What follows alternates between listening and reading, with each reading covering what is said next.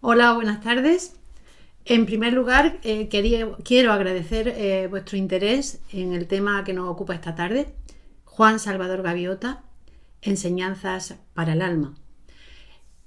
Juan Salvador Gaviota fue un bestseller en los años 70, en el que millones de personas vieron reflejadas la realidad de su existencia, la realidad de la vida. Son muchos los libros que leemos a lo largo de la vida y hay algunos que especialmente nos hacen reflexionar y replantearnos muchas circunstancias. Nos dan respuestas a muchas preguntas y hay un antes y un después de su lectura.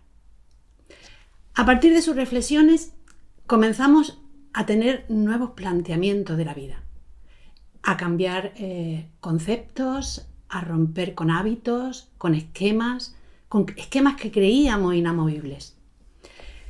Y Juan Salvador Gaviota es una fábula o novela, para muchos también, que ha marcado a muchos adolescentes y jóvenes en los años 70.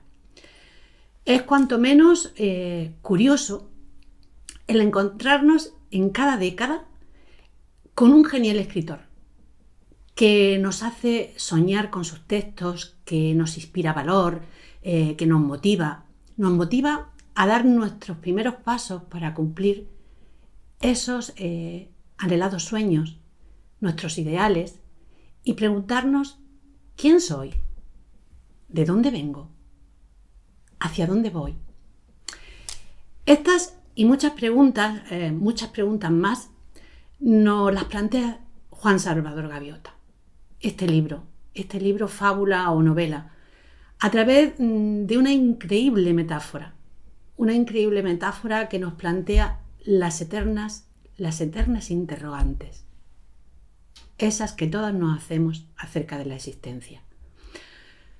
Bien, su autor, Richard Bach, nació el 23 de junio de 1936, es estadounidense y se hizo famoso como escritor gracias a esta novela. Fue piloto de aviación como de profesión, aún sigue ejerciendo y es la vocación por la cual se siente orgulloso y a la que está íntimamente unido.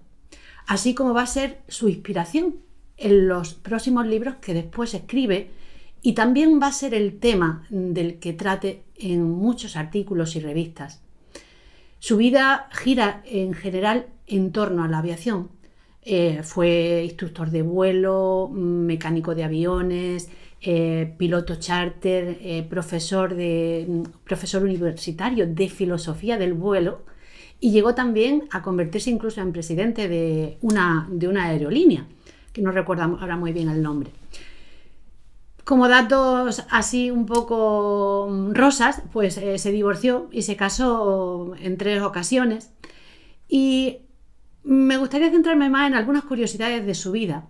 Y es que, por ejemplo, cuenta que una vez voló en un avión equipado con una bomba nuclear y que su objetivo, en caso de conflicto, hubiera sido la ciudad alemana de Dresde. Pero no hubo guerra. Y el caso es que fue un personaje muy peculiar. Y tan peculiar fue, y lo es, afortunadamente, que quiero traer algunas frases de Bach que hablan del sentido de la vida, de su sentido de la vida. Él, por ejemplo, nos dice: volar es una metáfora de la vida. Y nos dice también que para volar en un aeroplano debes confiar en lo que no ves. No hay cuerdas que lo sujeten en el cielo. Lo mismo pasa en la vida. Hay fuerzas que no se ven. Son poderes desconocidos para quienes viven sin curiosidad, sin descubrir la esperanza ni la luz. Luego también nos dice Richard Bach que disfruto pensando que nunca hemos nacido. Creo en un ser infinito, indiferente a nuestros problemas, a nuestra pobre existencia de bípedos en un pequeño planeta de un pequeño sistema solar, en el rincón de una pequeña galaxia. Si el planeta estallara, no afectaría nuestra verdadera vida, que no tiene nada que ver con la muerte y la destrucción. Se perdería solo lo material. Somos libres, libres para vivir y mirar en otra dirección, más verdadera. Esta dirección diferente es lo que me fascina. Estas son algunas de las frases de nuestro peculiar autor. Y todos estos datos de su vocación por la aviación, de ese interés por volar, me hacen recordar también a un autor muy querido, que es Saint-Exupéry. Autor, como sabéis, del Principito, del que también hablamos en alguna otra ocasión, y el que se hizo famoso también por un libro, por un pequeño gran libro que fue El Principito. Una obra de gran profundidad filosófica como la que realmente nos acompaña esta tarde, como Juan Salvador Gaviota. Pero hoy no es momento de hablar del Principito, sino de Richard Bach, de Juan Salvador Gaviota, del que se han vendido más de 30 millones de ejemplares en 40 idiomas, del que solo en 2 años se mantuvo en el podio de los más vendidos en Nueva York, según el New York Times. Y durante más de 37 semanas, creo recordar, se convirtió en el bestseller más vendido. Y también se convirtió en casi una asignatura obligatoria para los adolescentes de esa época, de los años 70, que en realidad fueron seducidos por los estertores de la contracultura hippie, y este pequeño gran libro pues los envolvía en temas de una fragrante actualidad en esos años.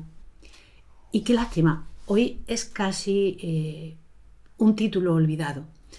Hoy, en 2021, en el que está de actualidad hablar de libertad, de solidaridad, de fraternidad, de libertad de pensamiento, es un libro ausente. Es un libro ausente en los estantes de las librerías de nuestra ciudad. Hoy, de alguna manera, queremos traerlo a esta tarde, a este momento, por la actualidad que contiene. Porque en estos momentos, cuando se habla tanto de libertad, de solidaridad, de amor, de fraternidad, de libertad de pensamiento, nos hace falta escuchar a Juan Salvador Gaviota y que nos ayude un poco a reflexionar. Y eso es lo que quiero hacer yo esta tarde, invitaros a conocerlo.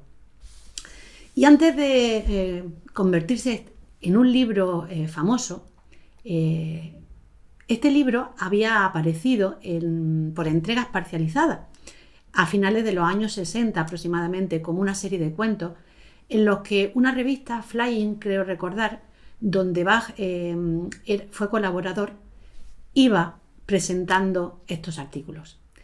Y fue en octubre de 2014 cuando se publicó Juan Salvador Gaviota, pero con una edición completa. Una edición completa que agregó a la historia una cuarta parte de 17 páginas. La metáfora en la que como protagonista tenemos a una gaviota rebelde, fue ilustrada por Russell Manson, cuyas fotografías nos acompañan de forma espectacular y magistral el vuelo de las gaviotas, y cuyas fotografías también nos inspiraron a seguir soñando y a seguir luchando por la libertad. Y al igual que nuestro protagonista, que no se conforma con una vida igual a la de los demás, a las demás gaviotas, quienes solo buscan comida y sobrevivir, Juan Salvador Gaviota sueña volar alto, pero no se queda en ese sueño. Trabaja incansablemente.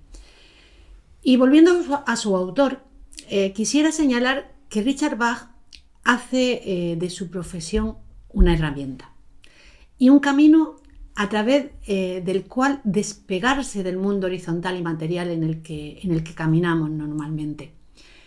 Todas sus obras están relacionadas con el hecho de volar, de elevarse sobre un mundo que a veces no comprendemos, para tomar una perspectiva diferente, para poder apreciarlo globalmente y entender por qué y cómo funciona. Y Juan Salvador Gaviota se convirtió en los años 70 en un libro de referencia filosófico-espiritual realmente. Y aunque él, Richard Bach, nunca tuvo esa intención, y de hecho así lo manifestó, y dijo así: nunca he sido un gurú. Si andamos por una playa, dejamos impresas nuestras huellas. Los que llegan son libres de seguirlas, pero lo que encontrarán, si lo hacen, son sus propios puntos de vista, no los míos. Mis huellas son producto de mis errores y mis descubrimientos, y no recomiendo que me sigan.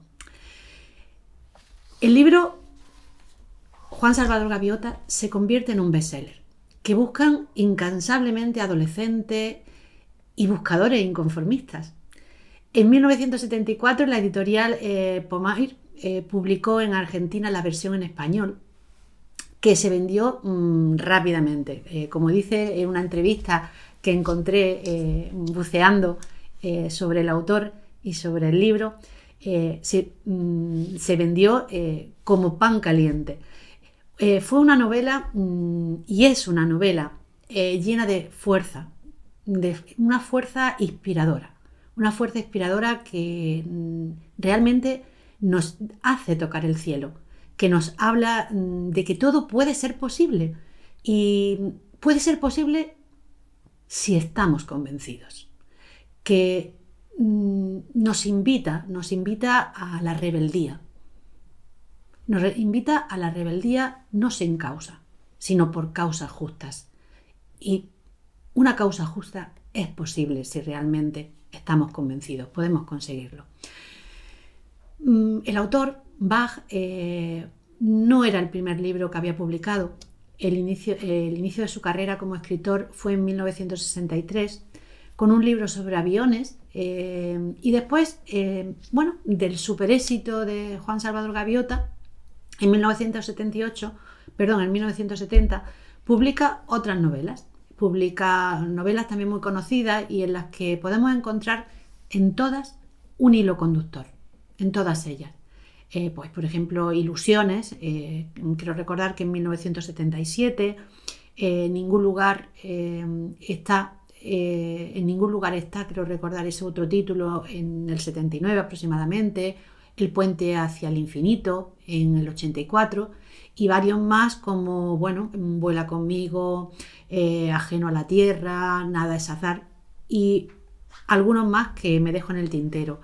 Lo que sí quiero señalar es que todas estas obras tienen un mismo trasfondo filosófico: la conquista de los sueños, el convencimiento, la libertad, el perfeccionamiento, el amor. Un gran mensaje que transmite en todas sus obras. Y bien, después de hablar del autor, de Bach, de este peculiar personaje, de este peculiar escritor, que me encantaría conocer personalmente, nos vamos a zambullir en el mensaje de este libro que conmovió a las almas idealistas de los años 70 y que hoy, tristemente, como hemos comentado antes, no está de moda. Tanto es así que buscando en muchas librerías ya no lo tienen. Buscando en muchas librerías la nueva edición que salió en 2014, ni saben de ella, ni saben de su existencia. Y salió ese capítulo nuevo y muchos de nosotros que lo leímos en los años 80, pues quizás no lo conocemos, ¿no? O no lo conocíamos. Y no tienen ni un solo ejemplar. Y por supuesto no conocen esa edición. Extraño, ¿no? ¿No os parece? Pero bueno, lo encontré. Mi búsqueda en San Google fue positiva y lo encontré con ese capítulo inédito, y en 24 horas lo tenía en mis manos, que por cierto lo tengo por aquí, y la última edición, en edición de bolsillo si la queréis también. Entonces, bueno, imagino que todos los que me escucháis habéis leído el libro. Hace unos años era un libro de lectura casi obligada en el instituto y hoy, como no estoy segura de ello, pienso que no, porque no está ni en la librería. Si estoy equivocada, pues que alguien realmente me lo diga, porque me encantaría estar equivocada. Pero el no encontrarlo en los estantes de nuestra entrañable librería me indica que es un libro considerado pasado de moda o de otro tiempo, ¿no? Aunque en otros tiempos este libro era utilizado para hacer comentarios de texto y ejemplificar los diferentes métodos de exposiciones literarias. Y según el profesor que tuviéramos, pues es como la materia de filosofía, ¿no? Pues nos invitaba a analizar el mensaje, sus simbolismos, sus personajes y reflexionar, diríamos, filosóficamente. El mensaje que nos transmite Richard Bach en esta maravillosa obra es un mensaje, podemos decir, atemporal. Es un mensaje de emoción continua que embarga nuestro corazón porque es común en todos los individuos, en todos los ciudadanos. Son circunstancias que se repiten una y otra vez en la sociedad en que vivimos y que venimos arrastrando desde hace cientos y cientos de años, si no miles, pues nos vamos a encontrar que en su lectura se reiteran situaciones humanas tanto en lo individual como en lo colectivo, que vemos reflejadas en mitos, en la historia, en el vivir cotidiano de cada uno de nosotros. En la primera parte nos encontramos a una gaviota inconformista, a una gaviota que como idea fundamental nos plantea ¿qué soy? Una gaviota que como su bandada solo necesitaba comer y volar buscando comida y descansar en los acantilados, no era feliz. Y ella quería ser algo más. Quería ser una gaviota que aprendiera a volar alto y dejar el vuelo horizontal y rasante que simplemente hacían sus compañeras para sobrevivir. Quería convertirse en algo más y saber quién soy. Juan Salvador Gaviota, por si alguno de ustedes no lo conocen, es el protagonista de este tratado humano. Y como veremos, nos vamos a ver reflejados en muchas ocasiones. Su ilusión es volar cada vez más alto y se ejercita a escondidas. No le importa aprender a pescar y es más, incluso esta acción le resulta aburrida y una vez pesca una anchoa, captura una anchoa y la suelta porque no le interesa. Cuando nuestro protagonista comienza a realizar sus primeras acrobacias, a diferencia del resto de la bandada, que solo piensa en comer y en sobrevivir, tropieza con algo que todos hemos tropezado alguna vez, con la incomprensión de sus compañeros y también de su familia. Él, una gaviota diferente, que no le importa la comida como al resto de sus compañeras, considera realmente importante en la vida volar, solo volar cada vez más alto. A él no le mueve el instinto de conservación de la vida, el instinto de supervivencia, le mueven los sueños, le mueve el crecer día a día, el mejorar, el llegar más alto en el cielo, planear para conocer los secretos del vuelo, los secretos del mundo, ver otros paisajes. Es una gaviota, Juan Salvador, a quien le resulta muy difícil ser como el resto de la bandada. Tropieza con como hemos dicho, el escollo de la incomprensión en seres muy cercanos. Y su madre le dice: ¿por qué, Juan? ¿Por qué? ¿Por qué te resulta tan difícil ser como el resto de la bandada? Y luego su padre incluso le dice: si quieres estudiar, estudia, pero estudia sobre la comida y cómo conseguirla. ¿Os resulta familiar? Seguro que lo hemos escuchado alguna vez o lo han escuchado alguna vez nuestros compañeros, ¿Cuántos de nosotros no nos hemos sentido alguna vez diferentes? ¿Cuántas veces no nos hemos sentido incompletos, insatisfechos con la vida? Y hemos emprendido una aventura personal a pesar de lo que piensen de nosotros. De que nos llamen locos, zumbados, raros, friki, tanta y tantos apelativos. Sí, Juan Salvador Gaviota solo piensa en volar. Todo lo demás le parece superfluo, está enamorado de la vida y de su pasión. Y así que nuestro protagonista se dedica a lo que él realmente entiende que es el sentido de la vida, de su vida, volar. Y todos tenemos sueños, como Juan Salvador Gaviota. Todos tenemos sueños que alcanzar, pero en la consecución de esos sueños libramos una batalla cotidiana, que es la indecisión humana. Sobre todo cuando no sale todo como lo habíamos soñado. ¿Qué ocurre?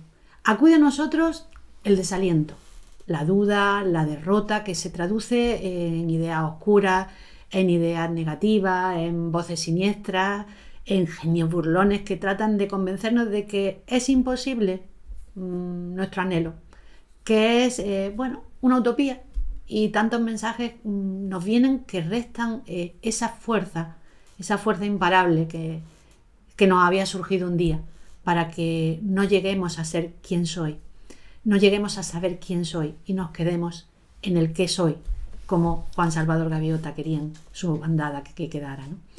Juan Salvador Gaviota, en ese continuo ejercitarse, en ese denodado esfuerzo por alcanzar la altura, un día tiene un accidente. Y ese genio burlón al que me he referido antes, pues comienza a hablar. Y le dice, a medida que se hundía, dice el libro, a medida que se hundía, una voz hueca y extraña resonó en su interior. No había forma de evitarlo. Soy gaviota, soy limitado por naturaleza. Si estuviese destinado a aprender tanto sobre volar, tendría como cerebro cartas de navegación. Y más adelante se derrumba en la obra y sucumbe, y esa misma voz le dice, tengo que olvidar esas tonterías. Tengo que volar a casa, a la bandada, y estar contento de ser como soy, una pobre y limitada gaviota. ¿Y quién no ha sucumbido ante las circunstancias a las que tenemos que enfrentarnos? ¿Quién ante la batalla perdida de un día no ha querido abandonar su empeño?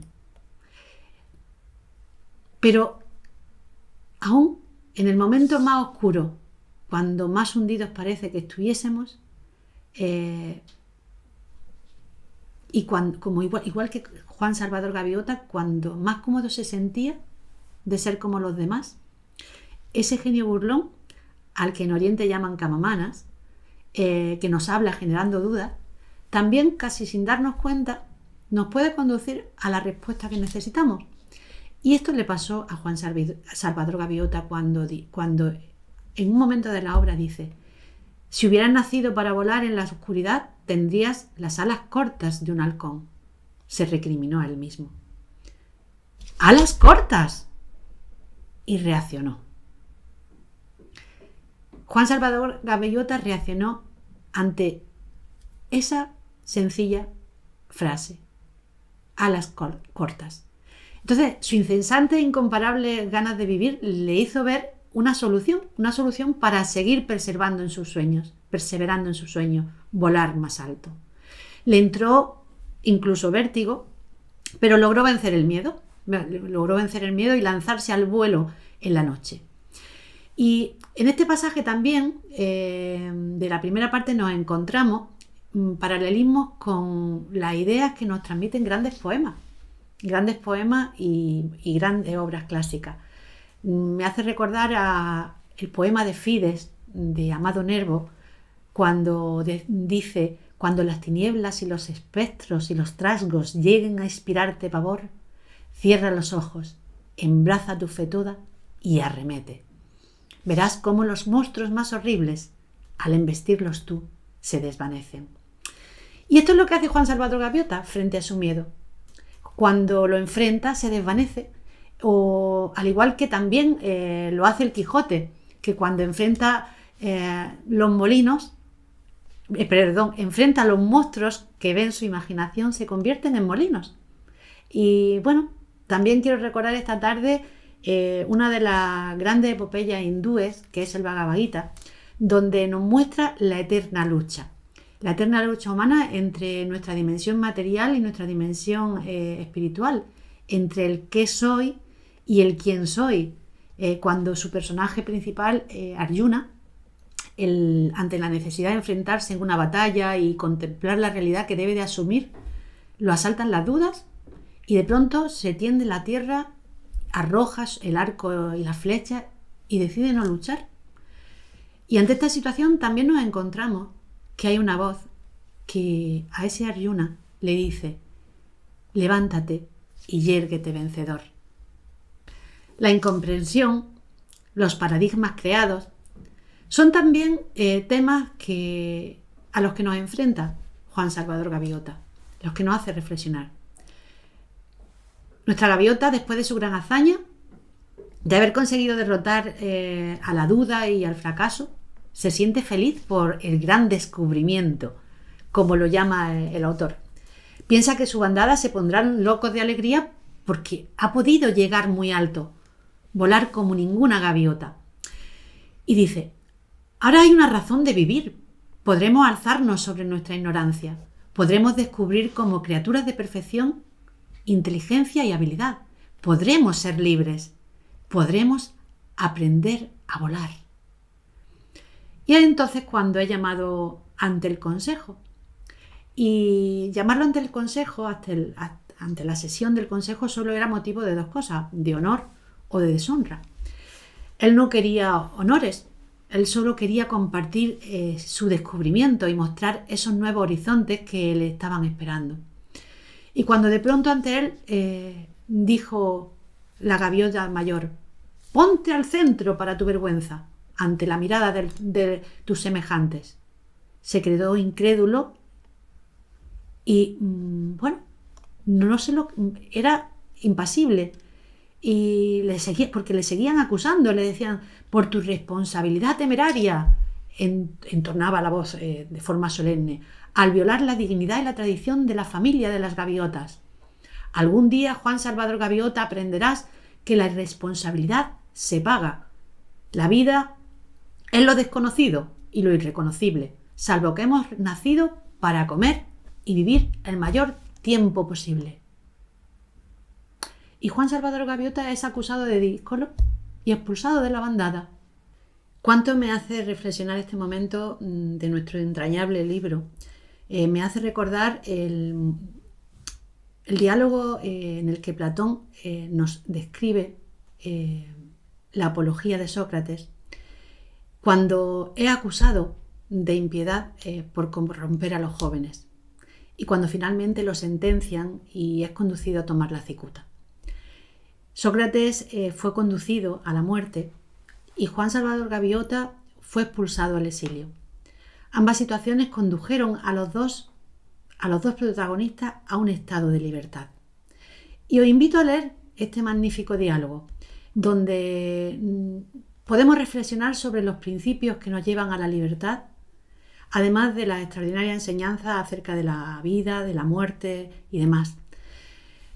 Y bien, después de pasar algunos días solo, de reflexionar, de experimentar en soledad, en su exilio, nos dice Bach en este libro: su único pesar no era la soledad, sino cómo compartir sus experiencias, el tratar de que otras gaviotas pudieran compartir su felicidad, su libertad.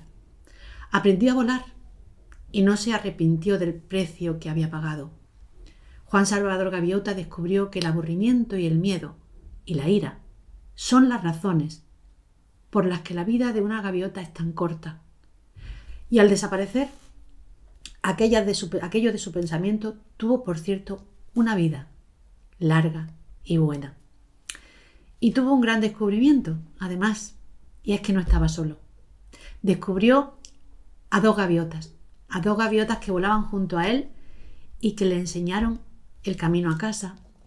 Ese camino a casa Esa nueva vida comienza en la segunda parte del libro, cuando comienza a tomar decisiones y se decide a emprender un estilo de vida nuevo, pero se da cuenta que no ha llegado a la meta. Apenas ha empezado a andar un camino. Y así que Juan Salvador Gaviotas se da cuenta que en el cielo, como dice el texto, que en el cielo al que había llegado había muchas cosas que aprender sobre el vuelo, como en la vida que había dejado, pero con una diferencia. Aquí había gaviotas que pensaban como él. En primer lugar, no está solo.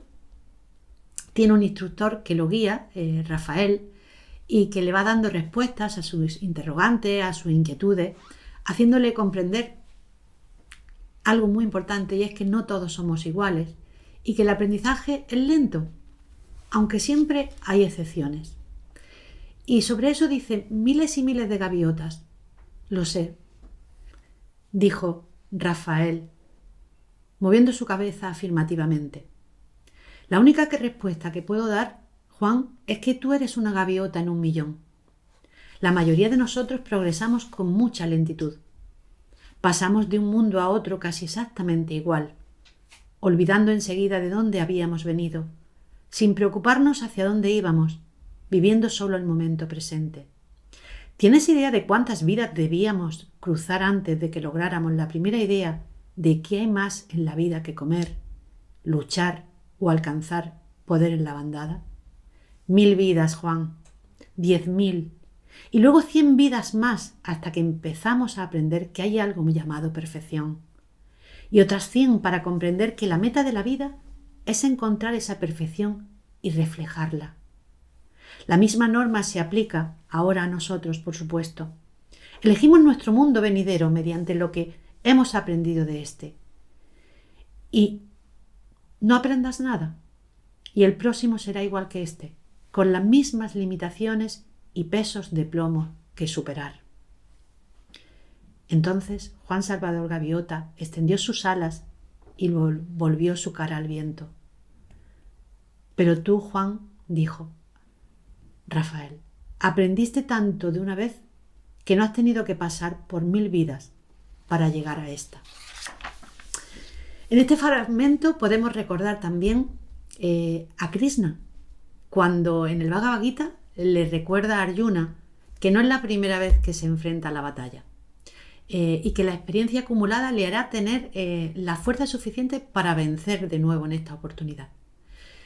Podemos interpretar también que nos habla del lento proceso que tenemos de despertar y nos obliga a reflexionar sobre los procesos de la vida, sobre la natural progresión de la existencia, que cual día que despierta y vence a la oscuridad de la noche, lo hace de forma progresiva, sin violencia, sino con un cambio amable, un cambio gradual que nos permite adaptarnos a la luz y crecer.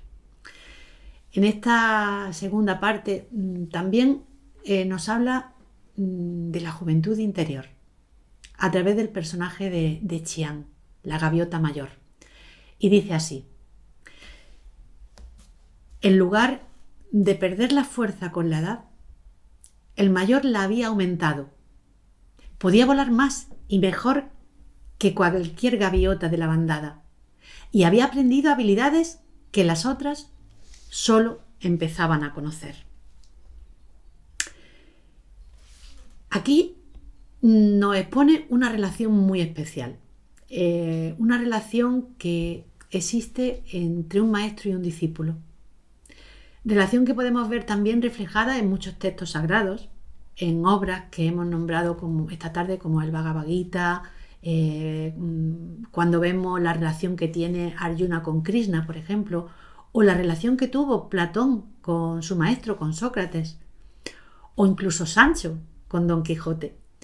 Apenas unos ejemplos de la historia, pero podríamos poner muchos más. Todos estos ejemplos y otros muchos aprendieron de quienes consideraron sus maestros, de quienes consideraron que eran guías en la vida, ¿no? Y esto es algo que nos hace reflexionar, porque es imposible caminar en la vida sin una guía de conocimiento que nos oriente. Todos hemos necesitado a alguien que nos enseñe cuando éramos pequeños, ¿verdad?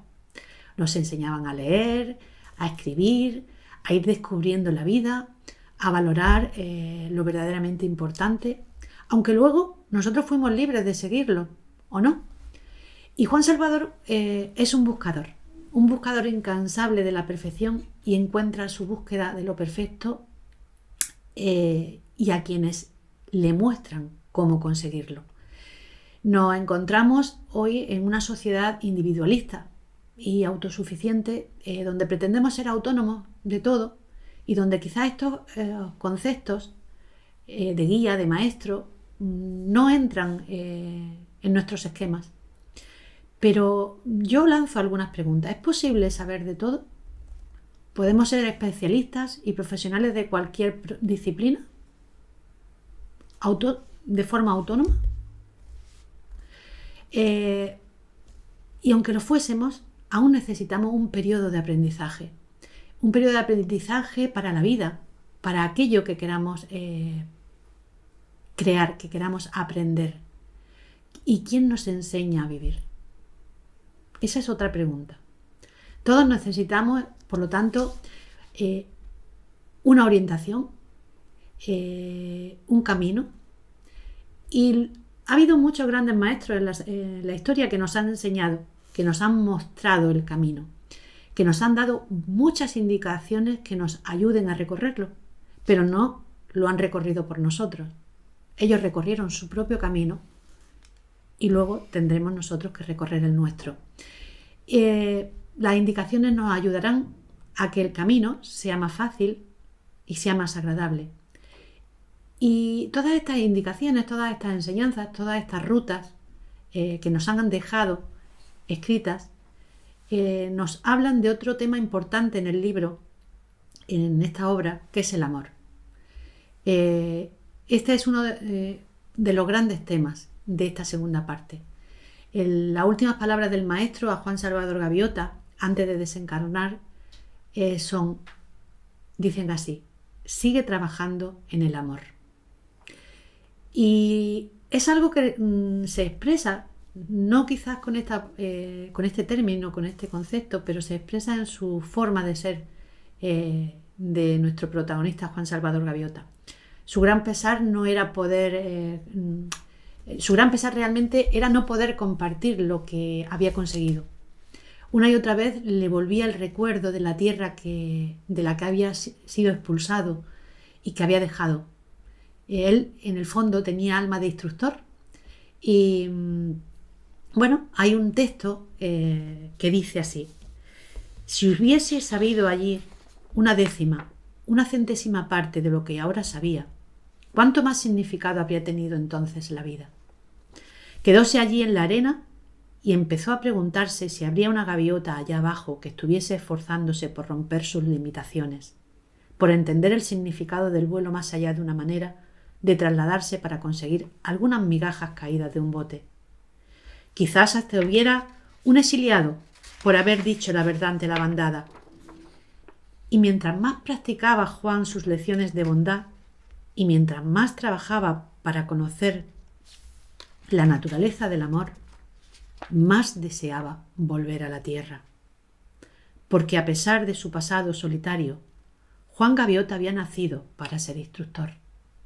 Y su manera de demostrar el amor era compartir algo de la verdad que había visto con alguna gaviota que estuviese pidiendo solo una oportunidad de ver la verdad por sí misma. Y llegamos a lo que ha sido la última parte del libro, la tercera, hasta el 2014. En esta última parte, hasta el 2014, nos trae un concepto que en Oriente podemos encontrarlo como recta acción, y que nuestro querido Richard Bach lo llama amor. Y es que el amor, en sus infinitas acepciones, nos habla de tantas expresiones humanas que desafortunadamente no tenemos términos para referirnos específicamente a ellas, y le llamamos a todas ellas amor. ¿Y qué es la recta acción?, nos podríamos preguntar. Pues según nos dicen en la India y nos explican, es la acción sin esperanza de fruto, acción por deber. Y aquí, en esta parte, Juan Salvador Gaviota nos enseña la felicidad que se obtiene, el amor que se siente cuando compartes lo que tienes, cuando realmente tu acción es por deber, como nos dicen en la India, cuando trabajamos por recta acción. También nos recuerda esta tercera parte, la caverna platónica, el personaje que rompe las cadenas. No sé si recordaréis este mito platónico, el de la caverna, todos lo hemos estudiado en filosofía, y cuando logra descubrir de dónde proceden las sombras, cuando logra escalar la caverna y conocer otras realidades, y una vez habiendo alcanzado la libertad, vuelve al interior de la caverna para enseñar su descubrimiento. Y nuestro protagonista, Juan Salvador Gaviota, en un diálogo con su discípulo, le pregunta: ¿te acuerdas de lo que dijiste hace mucho tiempo acerca de amar lo suficiente a la bandada como para volver a ella y ayudarle a aprender? Claro, le contesta. No comprendo cómo te las arreglas para amar a una turba de pájaros que acaba de intentar matarte. Y podríamos hablar de la tercera parte, de otros muchos temas que nos inspira, pero quiero centrarme en la cuarta parte, en esa parte cuarta que casi nadie conoce y que es inédita para muchos de nosotros, que leímos el libro allá por los años 80. En esta cuarta parte fue añadida por Richard Bach después de sufrir un accidente en el cual casi pierde la vida. Y esta cuarta parte fue escrita presagiando el futuro o haciéndonos ver a través de ella que la historia se repite. Nos muestra cómo el paso del tiempo va difuminando el verdadero sentido de la historia, de las enseñanzas, de los mensajes dados por sabios, por maestros de la humanidad, o incluso se va difuminando nuestra propia existencia. Relata cómo vivimos en un eterno juego infantil, en un eterno juego infantil al que todos habremos jugado alguna vez, donde el mensaje inicial aportado se convierte en un conjunto de frases ilógicas, palabras vacías y sin ningún mensaje objetivo, debido a que todo aquel que lo recibe y que lo transmite le pone su particular interpretación.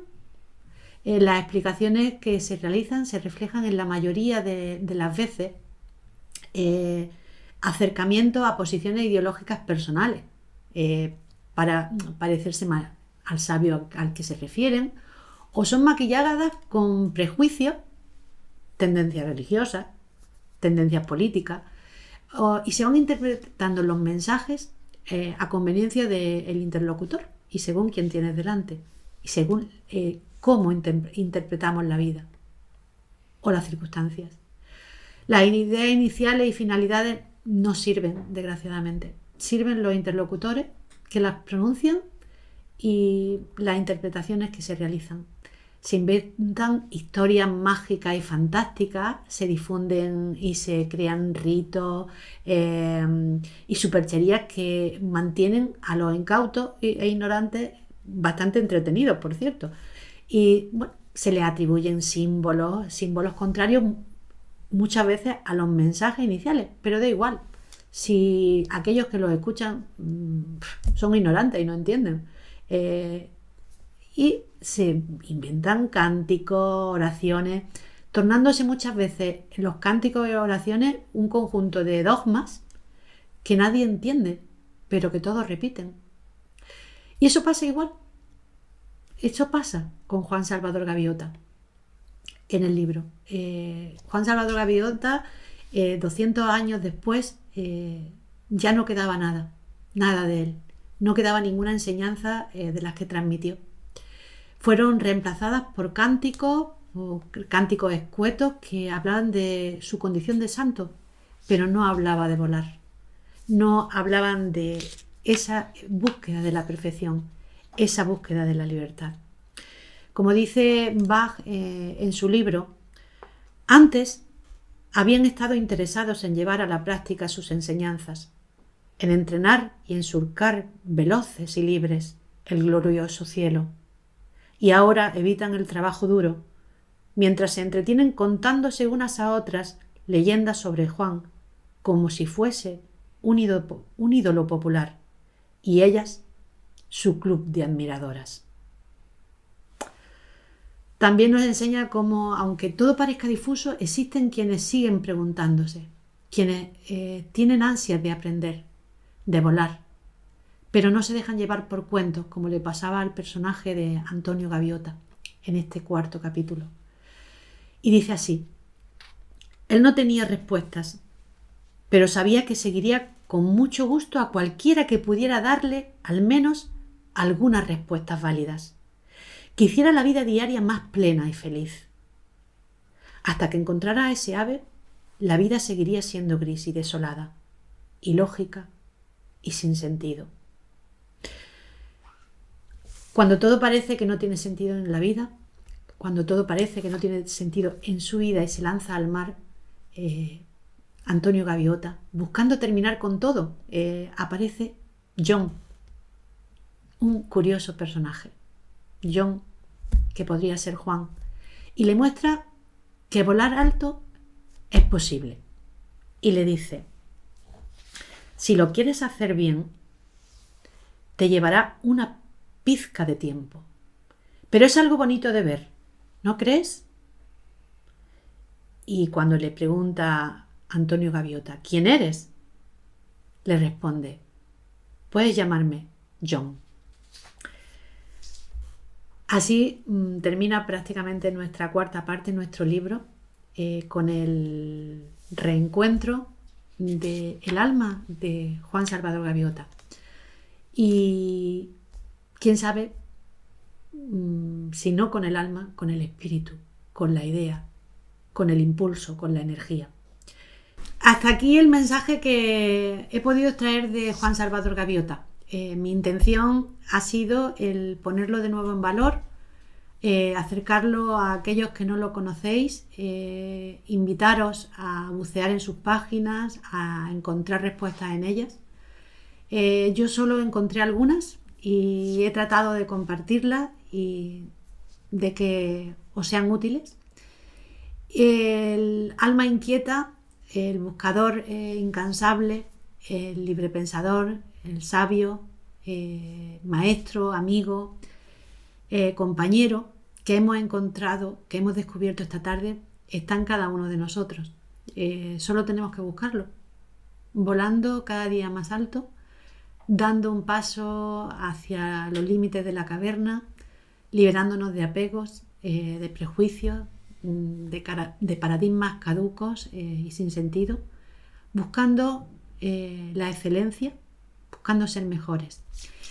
Depende de nosotros, depende de ti, depende de mí, el que seamos libres. No solo basta con pedir la libertad, hay que aprender a volar, hay que aprender a buscar la perfección para ser libres, como Juan Salvador Gaviota. La filosofía nos ayuda a ello: amar el conocimiento, investigar el conocimiento, practicar el conocimiento, pensar, sentir y actuar.